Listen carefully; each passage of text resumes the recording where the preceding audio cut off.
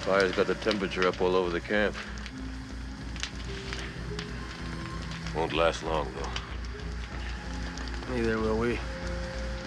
John Carpenter's The Thing is a landmark in horror cinema, blending unrelenting tension, groundbreaking practical effects, and a haunting sense of isolation. Set in the frozen expanse of Antarctica, the film thrusts its characters, and the audience, into a relentless spiral of paranoia as a shape-shifting alien forces them to question not only each other, but their own humanity. But what is it about The Thing that continues to resonate with audiences decades later? While its initial release was met with mixed reviews, time has proven it to be a cult classic, regarded by many as one of the greatest horror films of all time. What exactly makes it a timeless classic in the world of horror, though?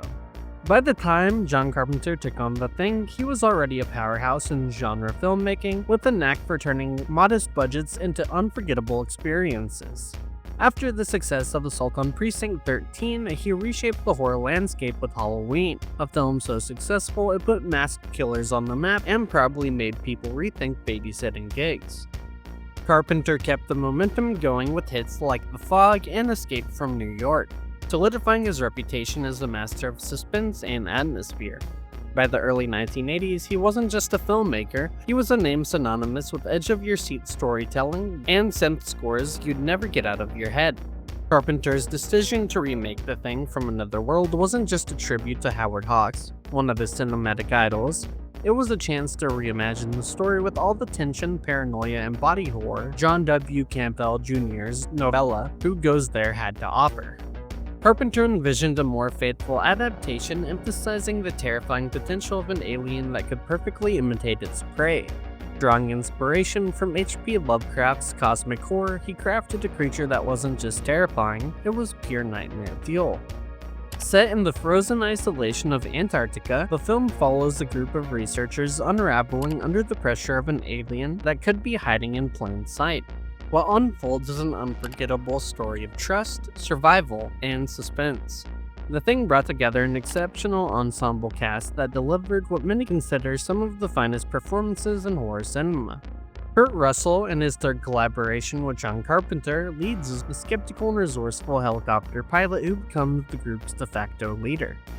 Russell's portrayal walks a fine line between rugged determination and the simmering paranoia that defines the film.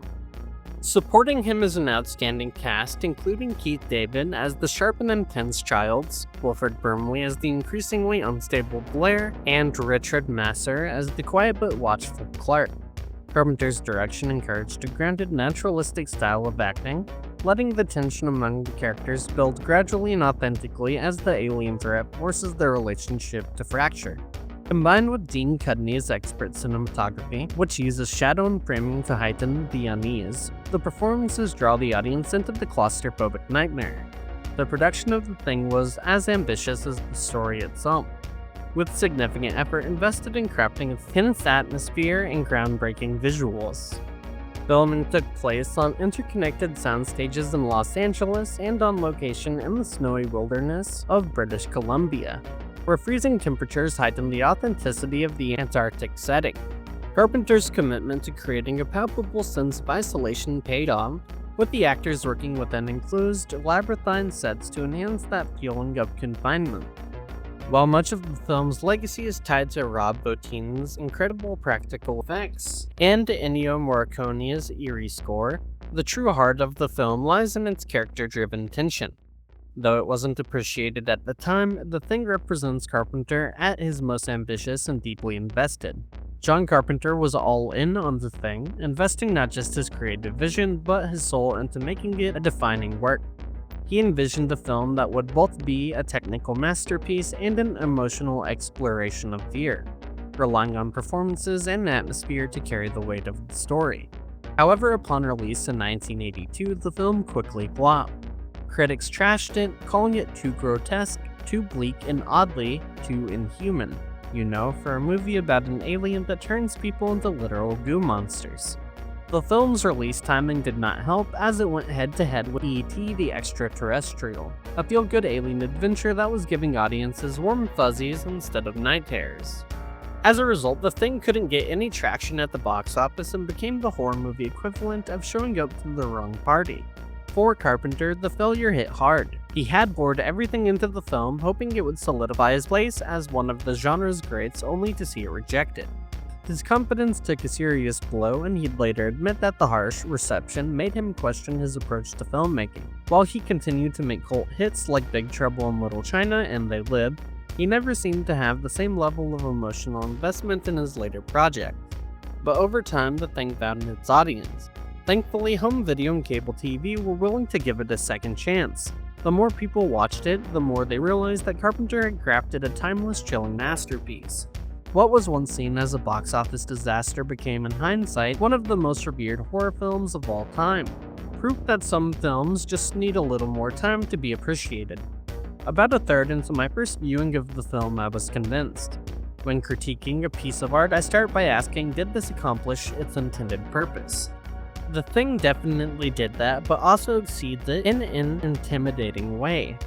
There aren't infinite ways to read The Thing, as it's a self-contained story with a clear aesthetic through line. However, you would betray yourself to label it or say it is only about one or two things.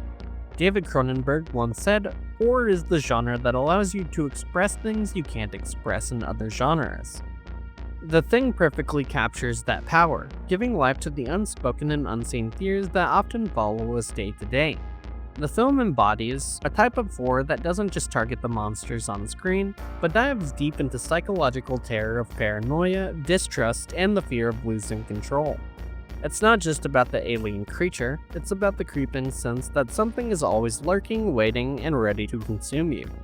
In doing so, The Thing gives expression to the quiet, spooky actions of life itself, the anxieties that follow you when no one's looking, the nagging feeling that something is wrong but you can't quite put your finger on it. The Thing follows a group of researchers stationed in Antarctica who encounter a mysterious alien organism capable of imitating any living creature it comes into contact with. The crew is thrust into a desperate fight for survival as they struggle to identify the creature among them. As the alien infiltrates their ranks, the team races against time to prevent the Thing from escaping and infecting the outside world, all while trying to hold on to their own humanity in the face of a terrifying shape-shifting adversary. Two of my personal favorite scenes in the film are the blood test scene and the final confrontation with the Thing. The blood test is such a tense, edge-of-your-seat moment, perfectly capturing the essence of the movie's paranoia. It's like a trust exercise gone horribly wrong, except instead of hugging it out, you're figuring out who's secretly a bloodthirsty monster. Carpenter designed the scene to escalate the tension, and Kurt Russell's performance makes it all the more gripping. As for the final confrontation, the sheer grotesqueness of the Thing's fully revealed form is a masterclass in body horror. It's not just the visual shock, it's the culmination of everything that's been building in the film. And the practical effects by Rob Bottin were so ahead of their time that they still make today's CGI-heavy films look a little soft. These two scenes are not just standout moments for me personally, they're iconic in the horror genre, influencing countless films that followed. Now, no discussion of The Thing would be complete without mentioning the genius behind its groundbreaking special effects. At just 22 years old, Bottin was tasked with bringing that alien transformations to life, and he didn't just create creatures, he birthed pure nightmare fuel. The practical effects he crafted are still jaw-dropping today, and he worked around the clock, often pulling 18-hour shifts for days on end. Bottin even put himself at risk of exhaustion just to get every detail right, and it definitely paid off. Bottin lived at the studio for over a year and would more or less be on call for whatever John Carpenter needed. At a point, he was so exhausted working these 18-hour days, 7 days a week, that he'd eventually be sent to the hospital by Carpenter himself. Bottin was exceptional, being only 22, starting his career on Star Wars back in 1977 at only 18. Speaking of things you can't ignore, the score by Ennio Morricone deserves a shout-out. Known for his iconic Western scores, Morricone turned his hand to horror here, using minimalist synths and haunting strings that enhance the film's chilling atmosphere. It's the perfect soundtrack for a film where you're constantly wondering who's going to turn into a hideous monster next. Both Bottin's effects and Morricone's score are essential to the film's enduring legacy.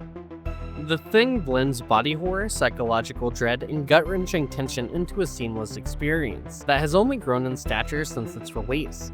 The paranoia, isolation, and visual grotesquerie still hit hard today, and the groundbreaking special effects and the haunting score are as unforgettable as the creatures they bring to life. Carpenter's direction masterfully uses the setting, atmosphere, and characters to make every moment feel suffocatingly intense. And the film's legacy is cemented by its ability to shock, disturb, and linger in your mind long after the credits roll. A fun fact I personally love: did you know that Kurt Russell's iconic flamethrower scene almost didn't happen? It was written without the flamethrower, but Russell, being the absolute legend he is, suggested it. Honestly, who could argue with a man holding a flamethrower? What do you think? Is the thing still as effective today, or has it been surpassed by more recent horror? Did you see the 2011 prequel? If so, do you think it was a faithful adaptation, or did it not live up to expectations? Let me know your thoughts in the comments below. Thanks for making it until the end of the video. Be sure to like the video and subscribe to the channel. Here at Inner Spiral, we aim to cover the games, movies, and shows we all love. So be sure to join us, and I'll see you next time in the Spiral.